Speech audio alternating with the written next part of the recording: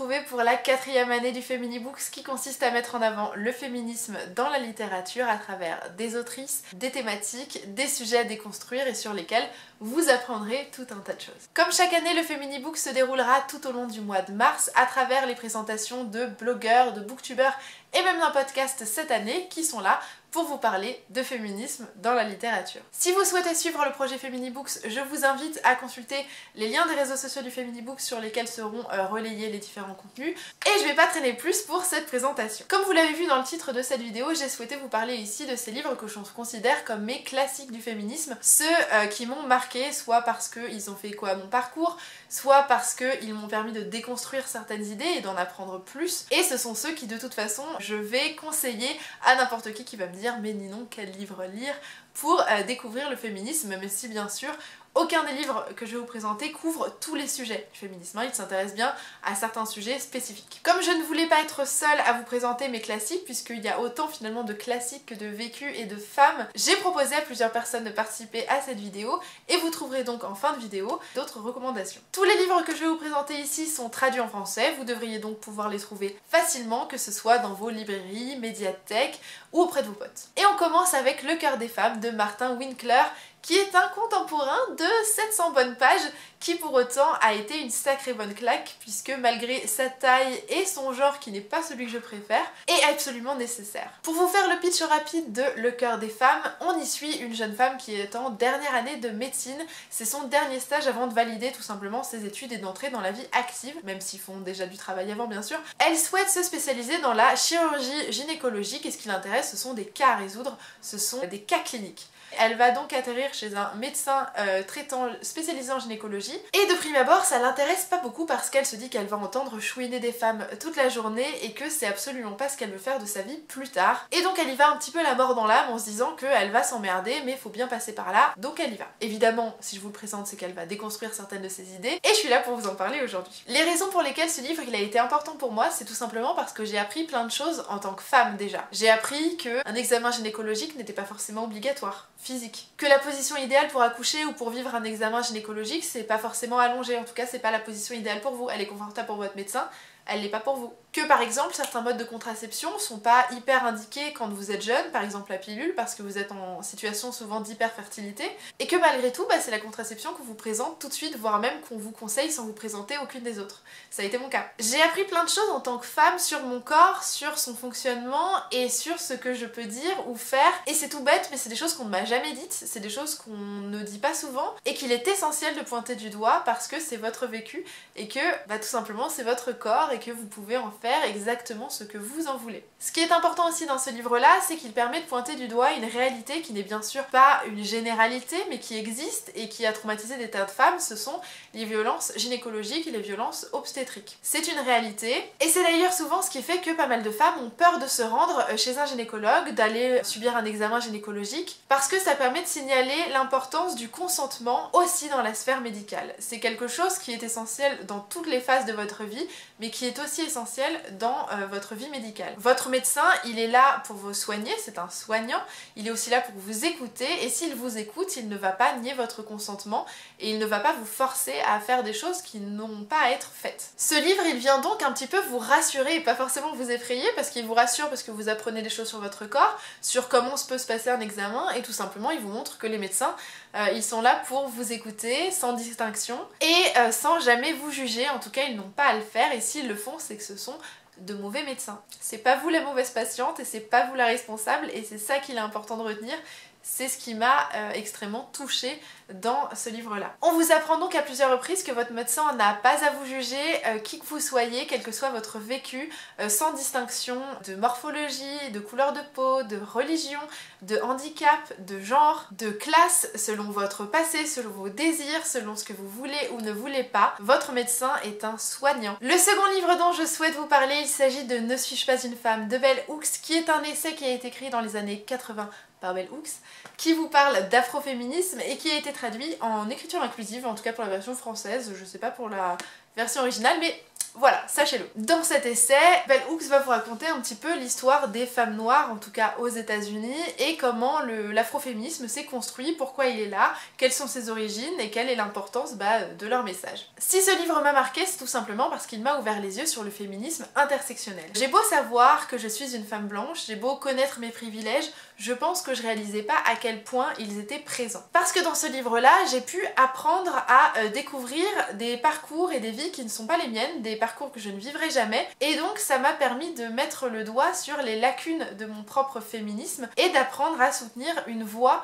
qui n'est pas la mienne mais qui en a autant de valeur. Ce livre, il m'a permis de mettre le doigt sur un concept dont j'avais pas forcément totalement conscience, c'était le féminisme blanc. Il y a d'ailleurs toute une partie du livre qui se consacre à cette thématique-là, puisque faut savoir que forcément votre féminisme, vos convictions, vos luttes sont guidées un petit peu par votre vécu, par vos propres expériences, et que pour autant les choses que je vais revendiquer ne doivent pas invisibiliser les luttes d'autres personnes selon elles-mêmes leur vécu et leurs expériences. Et que ce qui est important dans le féminisme, c'est que si on se bat pour les femmes, on doit se battre pour toutes les femmes. Ce n'est donc pas seulement se battre pour soi, pour ses droits et son propre vécu, mais pour toutes celles qui nous entourent, parce qu'elles vont vivre des discriminations que vous ne connaissez peut-être pas, que vous ne vivrez sûrement jamais, et c'est tant mieux pour vous. Pour autant, c'est pas une raison de les invisibiliser et de ne pas soutenir leurs paroles. Donc si ici le livre s'intéresse principalement à la thématique du racisme, faut savoir que le féminisme intersectionnel, ça ouvre sur tout un tas de sujets, que ce soit par exemple défendre les travailleuses du sexe, que ce soit défendre des femmes de différentes religions, des femmes trans, des femmes cis, des femmes handicapées, des femmes de toute sexualité, de toute morphologie, ou encore de toute classe sociale. Bref, tous les éléments sont à prendre en compte dans le féminisme, et c'est ce qui rend essentiel le féminisme intersectionnel. Ce qui est important aussi à travers ce livre, c'est qu'il m'a permis de comprendre le système. Tout simplement parce que, on le sait, une inégalité, souvent, elle se crée pas toute seule, elle apparaît pas comme ça, elle est souvent permise grâce à un système. Et donc déconstruire cette idée, déconstruire cette inégalité, c'est aussi comprendre comment elle fonctionne et comment le système qui l'a créée a été mis en place. Et c'est ce que va faire ici Bell Hooks dans son livre en vous racontant les origines du racisme et comment il a touché les femmes et donc pourquoi l'afroféminisme est important. Elle va remonter, en tout cas pour les États-Unis, dès le départ à la période de l'esclavagisme, puisque on le sait, les Américains, quand ils n'ont pas juste tué les natifs américains en arrivant, ils ont aussi fait appel aux esclaves, les ont exploités, et donc parmi ces esclaves vous aviez des hommes et des femmes noires, et les femmes noires vivant déjà l'esclavagisme vivaient aussi des discriminations liées à leur sexe, comme par exemple des viols qui étaient malheureusement extrêmement fréquents de la part de maîtres d'esclaves par exemple. Elles subissaient déjà ça, mais par exemple elles n'avaient aucune solidarité des femmes de ces mêmes maîtres qui les jugeaient comme responsables des viols qu'elles subissaient, puisqu'elles leur en voulaient d'avoir séduit leur mari, ce que bien sûr elles ne faisaient pas, puisqu'elles étaient victimes de viols, rappelons-le. Une fois l'esclavagisme terminé, ça ne s'est pas arrêté là, puisque quand les personnes noires ont eu accès à leur liberté, on va dire ça comme ça, elles ont dû aussi travailler et être payées pour ça. Seulement voilà, les jobs qui étaient laissés n'étaient pas forcément les plus sympathiques, ni les plus agréables, et les hommes noirs souvent n'en voulaient pas et les laissaient aux femmes noires, donc elles subissaient des salaires qui étaient quand même assez ridicules pour des jobs qui étaient souvent assez dégradants, et elles étaient mises en porte-à-faux dans leur même communauté puisqu'on estimait qu'elles prenaient le travail des hommes et donc par exemple on leur attribuait une image très matriarcale en déterminant qu'elles avaient le pouvoir économique parce qu'elles avaient un boulot que tout simplement les hommes ne voulaient pas prendre, tout en devant bien sûr gérer une famille et toutes les obligations qui y sont liées. Mais ça s'est pas arrêté là bien sûr, depuis l'esclavagisme déjà les femmes noires étaient sexualisées à outrance, ça ne s'est pas arrêté dans les années et les siècles qui ont suivi. Ce qui est relativement triste, c'est de constater que tous ces éléments, ils sont toujours d'actualité. Que ce qu'elle disait en 1980, c'est toujours aussi valable en 2020 et que ce système, il faut vraiment l'exposer pour réussir à le détruire et enfin aboutir à une société plus juste, en tout cas sur l'afroféminisme. Comme je vous l'ai dit, il y a plein d'autres sujets, d'où l'importance du féminisme intersectionnel. Si vous voulez en apprendre plus sur d'autres livres qui vous parleront de féminisme intersectionnel, sur d'autres parcours, sur d'autres vécus, je ne peux que vous recommander par exemple Persépolis de Marjane Satrapi ou encore lire Lolita à Téhéran de Azar Nafisi qui s'intéressent toutes les deux au parcours des femmes en Iran. Mais je vous recommande aussi très fort Chinoise de Xinran par exemple, qui vous raconte le parcours des femmes chinoises en Chine. Autre livre qui fait partie de mes classiques du féminisme, il y aura La Servante écarlate de Margaret Atwood. Vous le connaissez probablement déjà puisqu'il est très connu grâce à sa série déjà depuis quelques années, mais si vous ne le connaissez pas, il s'agira d'une dystopie qui a été écrite dans les années 80 qui vous présente des États-Unis qui se sont transformés en société totalement bigote, mais vraiment très très bigote et totalement radicalisée, puisque nous avons un état qui s'est inventé et qui a réduit les femmes à un rang relativement peu enviable, puisqu'elles ont très peu de rôles qui leur sont ouverts, comme par exemple celui d'épouse. Elles peuvent aussi être Martha, donc ce sont les femmes qui s'occupent de la cuisine, du ménage, enfin bon, globalement ce sont des servantes hein, au service de commandants. Elles peuvent aussi devenir des maîtresses religieuses, on va dire ça comme ça, qui sont là pour conditionner les femmes. Et dernier rôle très très peu enviable, et qui est celui de servante écarlate, qui ont pour rôle d'enfanter pour des couples qui ne sont pas fertiles. Dans notre histoire, on suit une servante écarlate qui nous raconte son quotidien à travers une histoire qui peut sembler assez froide, mais qui est glaçante de réalisme, puisque Margaret Atwood, quand elle a écrit son histoire, elle a décidé de n'inclure dans son récit que des faits qui s'étaient réellement produits dans l'histoire auprès des femmes, et qui donc ne sont absolument pas inventés, ce qui rend les choses extrêmement horribles. Si j'aime beaucoup ce livre, c'est qu'il met le doigt sur un sujet qui me semble essentiel, c'est le droit à disposer de son propre corps, puisque comme je vous l'ai dit, les servantes écarlates sont là pour enfanter, sauf qu'elles n'ont absolument pas choisi leur rôle. Dans cette société qui se transforme, les femmes vont bien sûr pas forcément être ravies des nouveaux rôles qu'on va leur proposer, et elles vont donc chercher à fuir. Pas mal des femmes qui vont essayer de fuir vont être rattrapées, enlevées, enfermées dans des centres de conditionnement où elles vont être torturées psychologiquement et physiquement jusqu'à ce qu'elles ne puissent plus réussir à lutter contre ce qu'on va leur imposer. Et elles vont être transmises d'homme en homme pour enfanter d'enfants qu'elles ne souhaitent pas, qu'elles ne veulent pas, au cours de ce qu'ils appellent des cérémonies qui sont en réalité des viols organisés et qui ont lieu tous les mois. Si ces femmes ne réussissent pas à enfanter à plusieurs reprises, elles vont être envoyées dans des colonies où elles vont tout simplement mourir, puisqu'il s'agit de colonies radioactives. Et si elles réussissent par exemple à avorter, ce qui est bien sûr interdit dans cette société-là, elles sont condamnées à mort. Ce qui est important dans ce livre-là, c'est qu'il vous encourage à ne absolument pas normaliser le viol, ce qui est totalement fait dans cette société-là, puisque on ne les nomme pas, ils sont appelés des cérémonies. On vous apprend même que c'est un honneur de porter un enfant suite à un viol, hein, finalement, c'est votre rôle ultime dans la vie. Et il rappelle quand même l'importance et le besoin vital de pouvoir disposer de son propre corps, qu'il s'agisse d'une grossesse désirée ou non, du droit à l'IVG, ou du type de partenaire que vous avez ou n'avez pas. Ce livre, il met aussi en lumière, et même s'il grossit le trait, il met en lumière l'idée du patriarcat et de société patriarcale, où les hommes ont le pouvoir sur tout. Alors bien sûr, dans ce monde-là, dans cette dystopie, c'est totalement grossi, mais l'idée sous-jacente, c'est que malheureusement, c'est aussi le cas dans notre réalité, dans notre vie de tous les jours, même au XXIe siècle. Puisque tout tourne autour du désir des hommes et de leur position de pouvoir, puisqu'ils en ont énormément dans ce livre-là. Ils maîtrisent par exemple totalement l'économie, ce sont eux qui dirigent, ce sont eux qui décident ce qui doit être commercialisé, ce qui ne doit pas l'être, ou les transactions internationales. Ils dirigent toute la politique, les droits, les devoirs et les lois. Ils ont la main mise sur la culture, puisque ce sont les seuls à pouvoir diffuser ce qu'ils souhaitent diffuser, et d'ailleurs ce sont leurs propos et leurs désirs qui vont marquer leur propre histoire, il n'y a que leur parole qui restera. Ils dirigent quel type de relations peuvent être autorisées, puisque bien sûr vous doutez bien que c'est une société où les relations en dehors de l'hétérosexualité sont interdites, et vont expliquer ce qui est bien ou ce qui est mal, et bien sûr tout désir féminin sera généralement condamnable. Ce qui va renforcer l'importance de ce livre pour moi en 2020, c'est l'importance et le besoin vital de ne jamais relâcher le combat. Parce que même si écrit dans les années 80, certains thèmes étaient encore très récents, comme le droit à l'IVG par exemple, c'était encore considéré comme un livre de science-fiction. Mais en 2020, j'ai du mal à pas le voir comme un bouquin d'anticipation. C'est ça qui me rend extrêmement triste, c'est que on se rend bien compte qu'à travers le monde, tous les jours, dans tout un tas de pays différents, les droits des femmes ne sont absolument pas acquis, et même si des lois ont été votées, elles sont constamment remises en question, attaquées, et on essaye de les abolir. Ici bien sûr je souligne le droit à l'IVG, qui se fait attaquer dans des sociétés qu'on va considérer comme modernes, civilisées de notre point de vue occidental, et on va se dire bah non, on est en sécurité, ça se passe ailleurs et pas chez nous. Et ben c'est faux. En Europe, en Espagne on a voulu attaquer le droit à l'IVG, en France on essaye de l'attaquer, en Russie on l'attaque toujours et toujours. Il est toujours interdit dans certains pays d'Europe, je tiens quand même à le signaler. En Italie c'est de plus en plus compliqué d'avoir accès à une IVG. En Allemagne il est toujours légalement interdit mais autorisé sous condition. Et aux États-Unis, qui est quand même le cœur de l'histoire de la Servante écarlate, il y a toujours des lois qui essayent d'interdire l'IVG, voire même qui l'interdisent à un stade où une grossesse n'est absolument pas détectable. On notera aussi les violences faites aux femmes qui sont toujours aussi peu condamnées, voire même quand la personne est connue, on pensera à toi, notre cher ami Roman Polanski, il continue à recevoir des prix.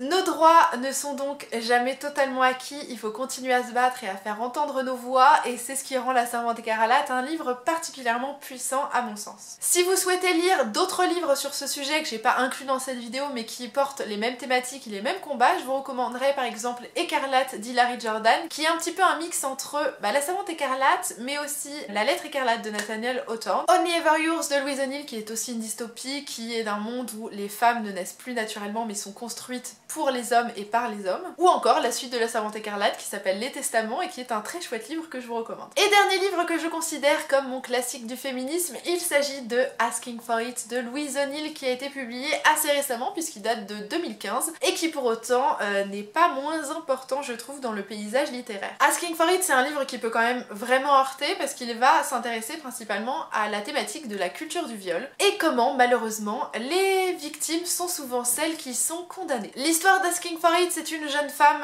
tout à fait lambda, en Irlande je crois, qui vit sa petite vie d'adolescente, qui est pas forcément la meuf la plus sympatoche, mais qui va subir un viol lorsqu'elle était alcoolisée et qu'elle avait consommé des drogues, et qui va être condamnée pour sa propre agression. Alors condamnée pas légalement, mais dans l'œil public. Pour les gens, elle va être tenue responsable de l'agression qu'elle va avoir subie quand ses agresseurs, eux, s'en sortiront la tête haute. Si ce livre me paraît si important, c'est qu'il met le doigt sur un sujet qui est encore trop peu condamné dans la société et dans les médias, qui est la culture du viol. La culture du viol, comme je vous le disais, c'est l'idée de rendre la victime comme responsable d'une agression qu'elle aura vécue parce qu'elle aura bu, qu'elle aura été habillée court, qu'elle sera sortie seule, et qu'on va en fait inverser la responsabilité et qu'on va un petit peu dédouaner l'agresseur, soit en disant que oui mais le pauvre il pouvait pas savoir, si on sait très bien ce qu'on fait quand il n'y a pas de consentement, que son passé a pu jouer dans les circonstances, que sa carrière va être brisée, que sa vie va être brisée alors que lui-même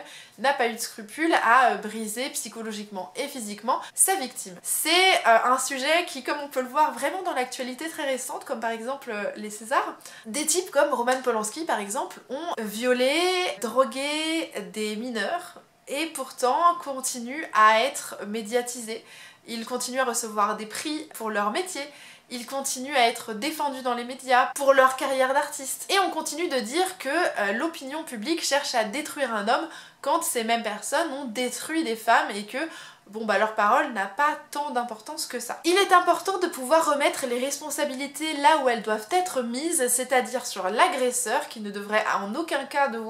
pouvoir se dédouaner d'une situation dont il est l'auteur, dont il est responsable. Je vous parlais de cas médiatiques, mais malheureusement c'est une réalité de tous les jours dans tout un tas de pays, auprès de tout un tas de femmes qui n'osent pas aller porter plainte, qui n'osent pas aller dénoncer leur agresseur tout simplement parce que comme on le voit dans les médias, comme on le voit dans la réalité de tous les jours, les agresseurs sont souvent très peu condamnés puisque souvent on exige des victimes de pouvoir certifier par tous les moyens possibles que ce qui leur est arrivé est bien arrivé alors qu'on devrait les écouter dans tous les cas. C'est pour ça que beaucoup de femmes n'osent pas forcément aller faire des examens pour prouver gynécologiquement qu'il y a eu viol. Elles n'osent pas aller dans les commissariats pour porter plainte parce qu'elles savent qu'elles vont être jugées pour leur tenue, pour la consommation d'alcool ou voire même parce que c'est leur mari ou leur petit copain. La culture du viol, c'est un sujet qui nous concerne tous et toutes. C'est une étape par laquelle on peut tout être amené à passer et pour laquelle il est important de se battre parce que si c'est pas à vous que ça arrivera à quelqu'un d'autre et c'est essentiel d'en parler. Ce qui est important aussi, c'est que ce livre-là, il est traité de façon extrêmement réaliste. Vous avez une histoire qui se termine pas forcément bien. Vous avez un personnage qui n'est pas forcément agréable. Le personnage principal, au début, est parfaitement détestable. C'est une femme qui profite totalement de ses amis, qui s'en fout de coucher avec leur mec, qui est pas forcément agréable et qui, de prime abord, vous sera pas sympathique. Pour autant, ce qu'elle est ne rend pas l'agression qu'elle subit moins grave. C'est ça l'important de ce livre-là, c'est qu'il vous montre cette réalité. Vous avez beau être une personne pas sympathique, vous ne méritez pas de subir un viol. Et vous devriez être défendue comme toutes les autres. Ici, ça va pas être son cas. On va se moquer d'elle, on va se servir de son passé pour la blâmer. Elle va pas forcément être soutenue par les médias, ni par sa famille, ni par ses amis. tout le monde va se retourner contre elle et elle va devoir essayer de faire entendre sa voix. Elle va même être obligée de devoir choisir entre sa réputation, la réputation qu'on veut qu'elle ait, et sa propre légitimité en tant que victime à faire condamner son agresseur. C'est horrible. Et ce que j'aime donc particulièrement dans ce livre, c'est son réalisme et un sujet qu'on devrait tous et toutes fermement condamner au quotidien. Si vous souhaitez là encore vous intéresser à cette thématique à travers d'autres livres et un qui est un petit peu, on va dire, moins triste, même s'il aborde finalement le même sujet et avec pas mal d'intersectionnalité aussi, ce sera Nous les filles de nulle part d'Amy Reed, que j'ai aussi beaucoup aimé. Hello! Alors moi, le roman que j'ai choisi de présenter comme étant un de mes classiques du féminisme, c'est un roman de Margaret Atwood qui n'est pas La Servante écarlate, mais le roman Captive, qui est paru en 1996 et qui raconte donc l'histoire de Grace Mark, une personne qui a vraiment existé en 1873, qui a été condamnée à perpétuité pour le meurtre de son maître mais aussi de sa gouvernante, et dont on va suivre le récit à travers le regard d'un psychanalyste qui va tenter de comprendre le comportement et le subconscient et dans l'ensemble la vie de Grace Mark qui l'a menée là où elle en est aujourd'hui. J'adore ce roman, il me tient particulièrement à cœur parce que la question ou non de la culpabilité de Grace Mark n'est qu'un détail et n'est au final pas le cœur de l'œuvre. Le cœur de l'œuvre, c'est la question implicite de est-ce que les femmes peuvent être tenues coupables des réactions qu'elles ont vis-à-vis d'une société qui leur est particulièrement froide, hostile et violente. Tout dans le récit montre que Grace, sa vie n'a été marquée que par la perte de modèles féminins qu'elle aimait ou non, mais toutes lui ont montré que peu importe le comportement et la position qu'elle choisissait de prendre vis-à-vis de cette société patriarcale, elles ne peuvent pas gagner au jeu du patriarcat, on ne peut pas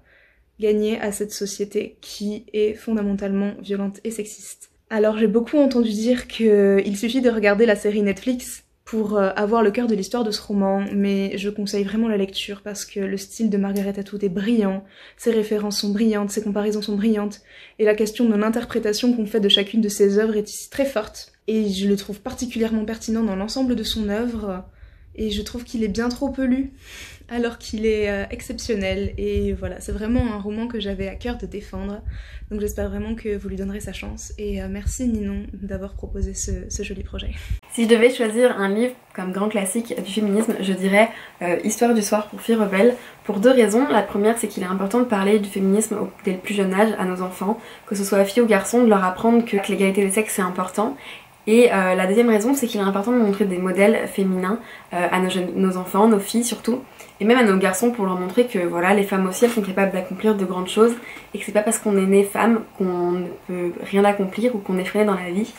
Et ici vous allez avoir dans ce livre plein de femmes qui vont être présentées, plein de femmes qui ont réalisé des grandes choses et c'est super intéressant, c'est super de voir qu'il y a eu plein de femmes qui ont été capables de faire de grandes choses. Donc vous voyez au tout début du livre vous avez le sommaire avec toutes les femmes qui vont être présentées. Il y a beaucoup de femmes que moi-même je ne connaissais pas avant de lire ce livre, donc même pour les plus grands c'est hyper intéressant, c'est hyper ludique parce que vous avez à chaque fois un portrait et un petit descriptif de la vie de la personne. Par exemple ici Léla Lombardi qui était pilote de Formule 1. Donc voilà, c'est hyper intéressant. Je vous conseille vraiment ce livre à lire dès le plus jeune âge. En plus les dessins sont super beaux et vraiment c'est top parce que ça vous présente plein de personnes qui ont fait de grandes choses, plein de femmes qui ont fait de grandes choses. Et c'est très important de montrer à nos filles qu'en tant que femme, on n'est pas définie par notre sexe et qu'on est capable également d'accomplir plein de choses et plein de belles choses. Ce sera tout pour cette vidéo du Femini Books. J'espère qu'elle vous aura intéressé, j'espère qu'elle vous aura plu, j'espère que j'aurai peut-être pu vous faire découvrir des livres. N'hésitez pas à votre tour à partager en commentaire les livres que vous considérez comme vos classiques du féminisme ou vos autrices qui sont pour vous vos classiques du féminisme. C'est important de faire circuler ces livres qui vous ont marqué, qui vous ont fait apprendre des choses parce qu'ils feront fatalement apprendre plein de choses à d'autres personnes et je trouve ça important. Je vous donne rendez-vous dès demain sur la chaîne d'Alexia, de la chaîne La Petite Vie d'Alexia, qui vous parlera à son tour de féminisme et de littérature. En attendant, je vous souhaite une très bonne journée, je vous dis à très bientôt et je vous fais des bisous. Salut!